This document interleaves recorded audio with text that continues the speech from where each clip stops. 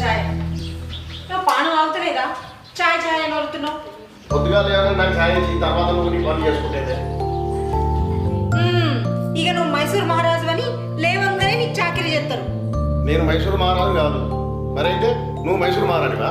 అవును, నేను మైసూర్ మహారాణిని. నువ్వు మైసూరు మహారాణి అయితే నేను మైసూరు పాకలో మెడ లెక్క కనపడతానా? పని అడుగులా ప్రియ ఒక ఫోన్ ఇచ్చిపో.